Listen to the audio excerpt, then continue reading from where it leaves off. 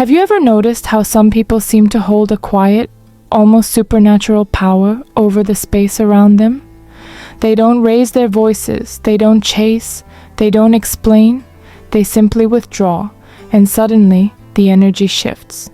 People start to wonder, to panic, to pursue. The silence speaks louder than 1,000 words. It's not magic, it's presence, it's restraint. It's knowing when to stop giving access to those who've grown too comfortable with your availability.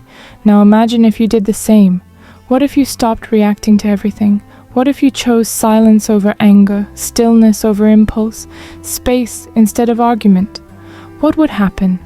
Everything would begin to change, because people are used to controlling you through your reactions, through your immediate yes, your predictable response, your constant emotional presence. But the moment you decide to stop playing that game, everything around you is forced to readjust. Suddenly they realize they never really knew you at all. Carl Jung once said, "Everything that irritates us about others can lead us to an understanding of ourselves." Think about that.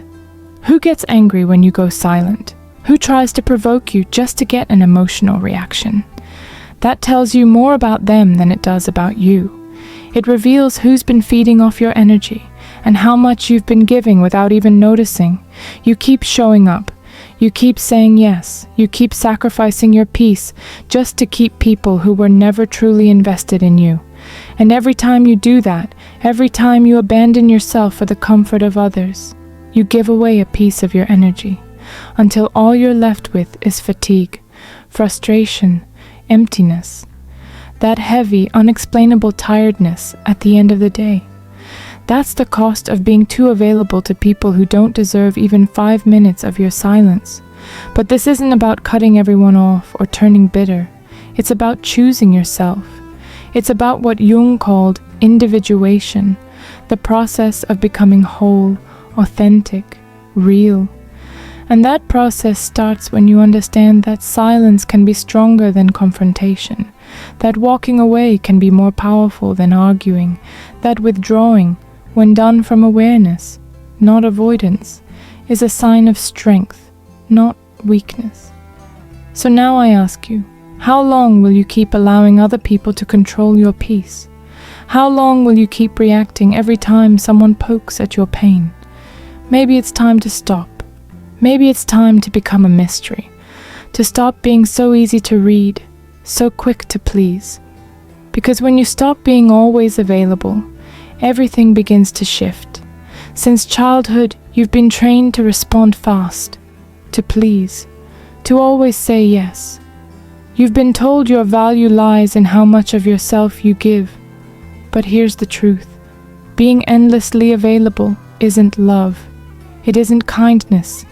It's a cage. And until you understand that, you'll keep giving too much to people who give you very little in return. Being predictable makes you a tool, something others press like a button when they need relief, attention, validation. And once they get what they want, they put you back on the shelf. You don't notice because you've been tricked into thinking your constant presence will make someone stay. But it doesn't. Not really. Jung spoke about the persona, the mask we wear to be liked, accepted, approved. But that same mask keeps you trapped in fake peace. You smile when you want to scream. You respond to messages when your body is begging for rest. And over time, that mask becomes so heavy, you forget what your real face even looks like. This video isn't just about silence. It's about truth, power, boundaries. It's about choosing you. Because the day you stop being always available is the day you start becoming real. And when you're real, when you're whole, no one can use you without your permission. You explain yourself. You justify yourself. You defend yourself as if you owe the world some explanation for simply existing as you are. But here's the quiet truth. The more you center your life around the expectations of others, the more you vanish from your own life. Constant availability is not kindness. It is self-abandonment dressed in politeness. It's a subtle performance, a quiet plea to be accepted, to avoid rejection, to control the version of yourself others see. But this performance drains you. You spread your energy like it's infinite, offering your attention, your presence, your care to people who never ask how much it costs you to keep giving. The irony is painful. The more present you are for everyone, the less anyone sees your presence as valuable. What is abundant becomes invisible. What is always available becomes disposable.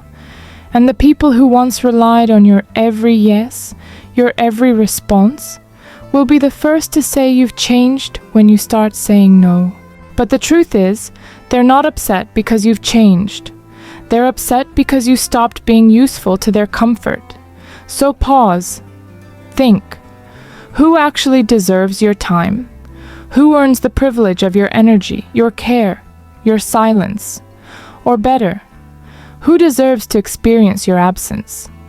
But before we answer that, we have to ask a deeper question. Why do we react so easily? Why do we feel the need to explain, to respond, to fix?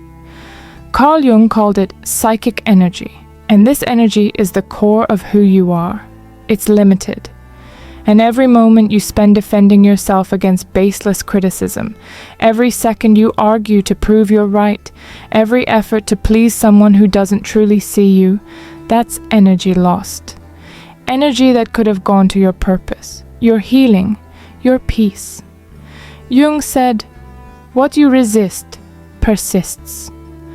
The more you fight to be understood by those who are committed to misunderstanding you, the more entangled you become. People who live drained aren't weak, they're just misdirected. And when your energy is always scattered, you become vulnerable. Tired souls attract the wrong kind of attention, manipulators, opportunists, emotional leeches. They don't come for your heart, they come for your energy. They feel it the moment you walk in the room, that you don't protect yourself, that you're still trying to solve everything, still trying to save what doesn't want to be saved. And that's why the journey inward matters. Because until you learn to guard your energy like it's sacred, someone else will use it like it's free. We often find ourselves explaining, justifying, defending, as if we owe the world a version of ourselves it can understand and accept. But the more you place yourself at the center of other people's stories, the more you vanish from your own. Being constantly available is not a virtue. It's a quiet act of self-abandonment. It's a hidden strategy for survival, a way to be liked, to avoid rejection, to manage how others see you. But that control, it comes at a steep cost. It drains your peace, it fragments your energy. And your energy, contrary to what the world expects of you, is not infinite. It's sacred. It's limited. It's life itself. People who always expect you to be there don't necessarily want you. They want what you offer: validation, distraction, emotional comfort. And the moment you change, the moment you say no, the moment you stop reacting, they don't miss you. They miss what you used to give them. So they call you strange. They say you've changed, but the truth is, you've stopped being functional for their comfort. And here's the most brutal irony.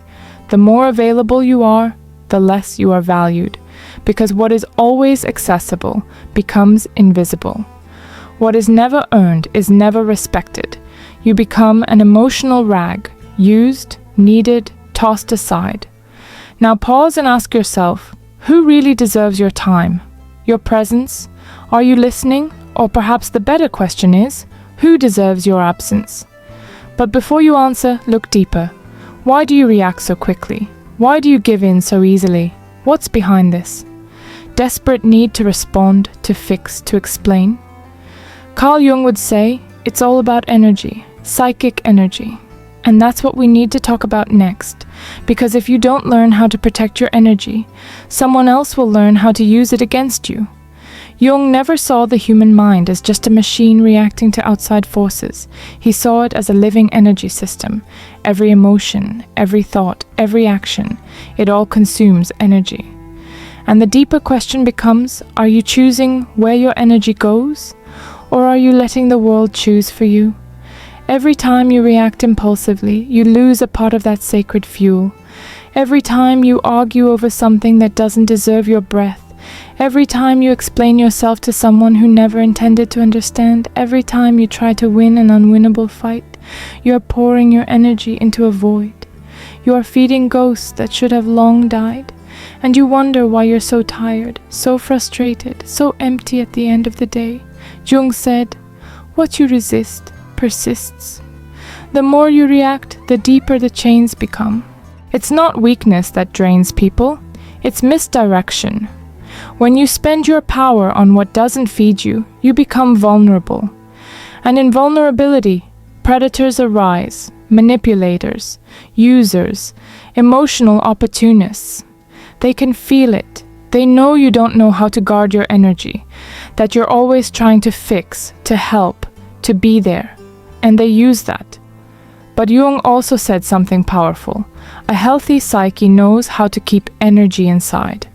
That means learning to say no without guilt, to stay silent without feeling weak, to wait, to observe, to understand before acting. Because power isn't in the reaction, it's in the decision. How many nights have you lost sleep over what you could have said? How many mornings have you woken up still trying to make sense of how someone treated you? That's not memory, that's energy being stolen. You keep things alive in your head that should have died in your soul. Psychic energy is like a shield. When preserved, it creates a presence, a weight, a dignity. You enter a space and people feel you. You speak less and are heard more. But when you leak that energy through every wound and trigger, you lose your presence. You become reactive, invisible, and fragile. And the world is not kind to those who give in too easily. So ask yourself again, what triggers you? What makes you lose your center? Those are your openings. That is where your energy bleeds. And that's where your real work begins. Not to become cold, but to become whole. Not to shut down, but to stop giving yourself away. Jung taught that the moment you protect your energy, people's projections start to fall apart, and when that happens, they can no longer use you as a mirror. They no longer see who they imagined you to be, and that makes them uncomfortable, because now they're left with one thing they can't avoid: themselves. We are about to enter darker territory, the realm of silent manipulation. In the next part, we'll dive into how people feed off your light and how your silence becomes your most powerful defense. Because the moment you stop reacting, everything starts to change. We live in a world obsessed with being heard. Everyone wants the last word. Everyone wants to prove their point, even if it costs them their peace. But there is a deeper, quieter power that most people neither understand nor dare to wield, the power of silence. Not the silence of fear or avoidance, but a conscious, deliberate, cutting silence. A silence that is not absence, but amplified presence. Carl Jung did not see silence as an empty void, but as a sacred space where the soul gathers itself, listens inwardly, and begins to transform. When you stop reacting, something astonishing happens. You begin to see. Patterns emerge, emotional cycles, manipulation games, the subtle self-betrayals you've lived with for years. What once felt like chaos now reveals itself as a structure. And within that structure, you recognize the habits that have held you hostage. Silence clears the fog. It sharpens your perception. And for those who try to control you, that clarity is dangerous. Have you noticed how some people become restless, even angry, when you don't reply? When you no longer justify, no longer play the familiar role, no longer keep the emotional seesaw going? It's not your presence they miss, it's their narrative control. As long as you're reacting, they're still running the script. But when you go silent, the story collapses, the dynamic shifts. They can no longer use your voice to define you, because true silence isn't a withdrawal, it's power. It is the ability to sit with your own truth without needing it to be validated. It is the refusal to be pulled into emotional turbulence that isn't yours. It is the recognition that not every battle is worthy of your energy. Jung understood this deeply. The process of individuation, becoming your full, authentic self, requires solitude. You cannot hear your soul through the noise of the world. Only in silence can you truly listen. But silence comes at a cost. It will distance you from those who only loved the version of you that served them. It will confuse those who only saw you through the lens of their own needs. It will provoke those who are terrified of your depth, because they cannot manipulate what they cannot predict.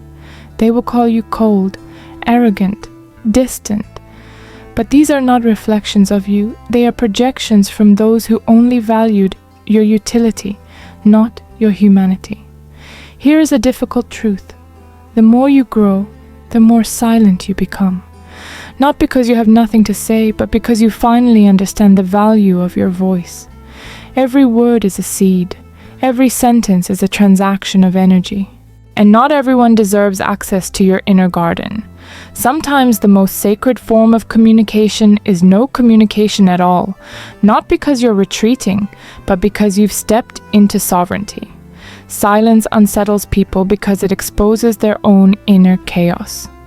When you no longer carry the burden of explanation, you force others to face the noise within themselves. And this, more than any argument, reveals the truth. You don't need to explain your absence. It explains itself. And those who feel threatened by it reveal just how much they depended on your instability to sustain their own illusion of control. But the most powerful silence isn't the one that disrupts others. It's the one that rebuilds you. The silence that reconnects you to something ancient and eternal. The silence that frees you from the need for applause, for recognition, for belonging at any cost. It is within this sacred interiority that your energy begins to return. Your essence reawakens. Your soul becomes your own again. And this is where the next step begins. Because it's not enough to silence the noise of the world, you must also learn how to redirect your energy consciously. You must choose where it flows, where it rests, and where it must never again be wasted. This is the art of becoming selective with your own soul. If you're on this path, if you are reclaiming your energy, redefining your boundaries, remembering who you are, then what comes next will resonate deeply. In the next part, we will enter the territory of soul economy, how to spend your psychic energy wisely, and how to stop leaking your power into people, places, and patterns that no longer serve you. It's easy to understand all of this on a conceptual level, to nod in agreement, to share the quotes and underline the key phrases. But none of it matters if in practice you continue saying yes when you mean no.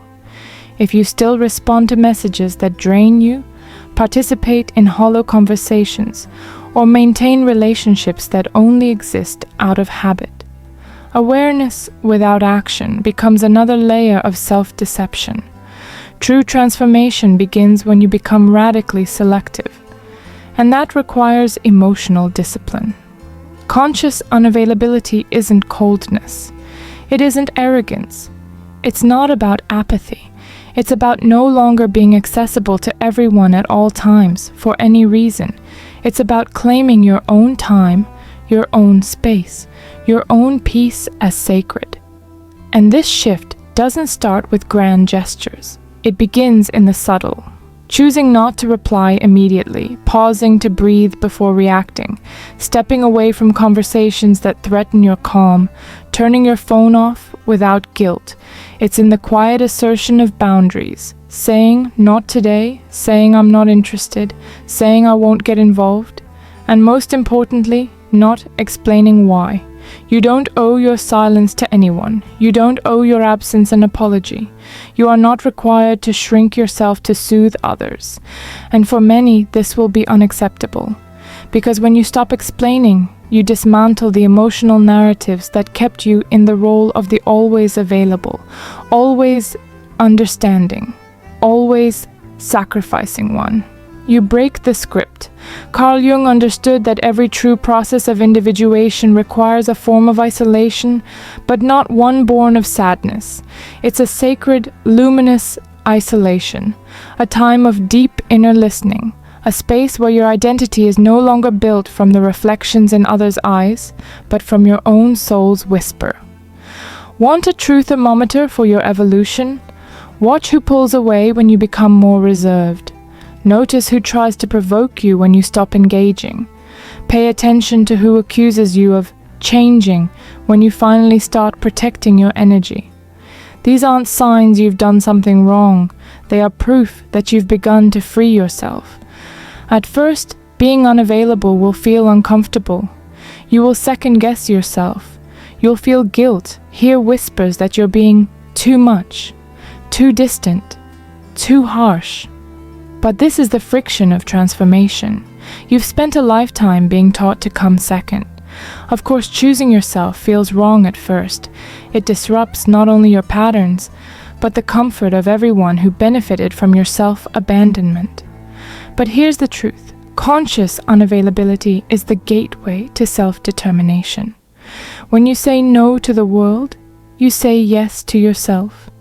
When you walk away from environments that poison your soul, you declare that your peace is worth more than any illusion of connection. When you stop justifying your truth, something radical happens. You begin to be respected. Maybe not by everyone, but by the right ones. Not everyone will be able to meet you in this new space. Your absence will feel like an attack to those who depended on your emotional chaos to feel in control. Your silence will reveal their wounds. Your boundaries will expose their manipulations. And this is where the rupture begins. It will be painful, lonely. You will feel like you're losing something. But what you're really doing is reclaiming something.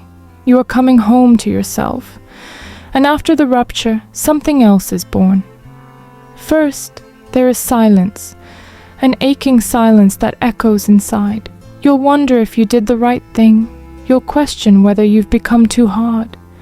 But then, slowly, the silence begins to transform. It cleanses, it calms, it heals. And from that stillness rises a new kind of solitude. Not absence, but presence. The solitude of the strong. The solitude of one who no longer betrays themselves to keep others close. Where there was confusion, clarity entered. Where anxiety once lived, peace arrives. Where there was desperation for validation, a quiet confidence begins to grow. You become rooted in your own energy. And this, Jung said, is individuation. To walk alone. To disidentify from the collective mask. To create from within. To become. Those who were attached to your old self may fall away. Not because you failed them, but because they never truly saw you, only the role you played. And now that you've stepped out of that role, they no longer know how to relate to you. That is not your loss, it is your liberation. You will lose people, yes, but you will find yourself. You will leave behind familiar places, but you will return to your own soul. You will be misunderstood, but you will finally be respected by those who are capable of meeting you where you truly are. Because when you're no longer available to everyone, you become valuable, rare, unforgettable. And this is your rebirth, the quiet dawn of a new life. One where you no longer settle for emotional crumbs, for illusions of affection, for roles that exhaust your spirit. Now you only open to what honors your peace, aligns with your truth, and supports your wholeness. If you've stayed with me this far, it's because some part of you is ready. Some part of you already knows. Being loved means nothing if it requires abandoning yourself. Real love, true self-love, begins when you choose yourself, even if it costs you comfort, connection, even if it costs you being alone for a while. Now I ask you truly, are you ready to be misunderstood, rejected, even hated, for the sake of your inner freedom? Are you willing to pay the price of being you? If this message resonated, if it cracked something open within, comment below. I choose my peace. Let's see how many of us are truly ready to cross the threshold. And don't stop here. The next video takes this even deeper. It matters more than you know. I'll see you there.